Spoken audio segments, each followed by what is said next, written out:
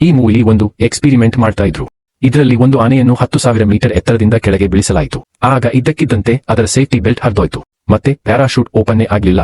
ಎಷ್ಟೋ ಟನ್ ಭಾರದ ಆನೆ ನೆಲಕ್ಕೆ ಬೀಳೋದು ನಿಶ್ಚಯವಾಗಿತ್ತು. ಅಂಜಿಕೊಂಡ ಆನೆ ಅಲೆ ಗಾಳಿಯಲ್ಲಿ ಕಿರುಚುತ್ತಿತ್ತು. ಆಗ ಒಬ್ಬ ಕಮಾಂಡೋ ಏನು ಯೋಚನೆ ಮಾಡದೆ ಅದರ ಹಿಂದೆನೇ ಜಿಗಿದ ಅದನ್ನ ಕಾಪಾಡಲು. ಗುರುತ್ವಾಕರ್ಷಣೆಯಿಂದ ಇಬ್ಬರ ಗತಿ ಇನ್ನೂ ಹೆಚ್ಚು ಆಗ್ತಾನೆ ಇತ್ತು.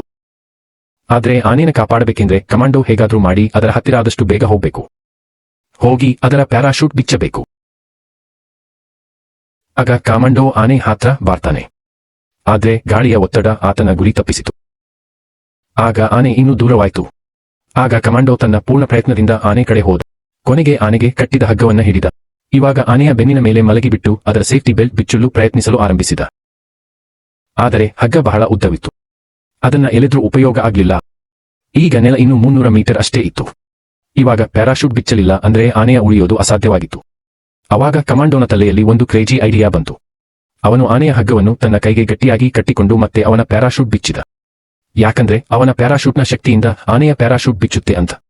ಆದ್ರೆ ಯಾವಾಗ ಅದರ ಅರ್ಧ ಪ್ಯಾರಾಶೂಟ್ ಬಿಚ್ಚಿತು, ಆಗ ಹಗ್ಗ ಮಾತೆ ಹರಿದೋಯ್ತು. ಆನೆ ಮತ್ತೆ ಸಾಯೋ ಪರಿಸ್ಥಿತಿಗೆ ಬಂತು. ಇವಾಗ ನೆಲ ಕೇವಲ 100 ಮೀಟರ್ ದೂರ ಇತ್ತು ಅಷ್ಟೇ.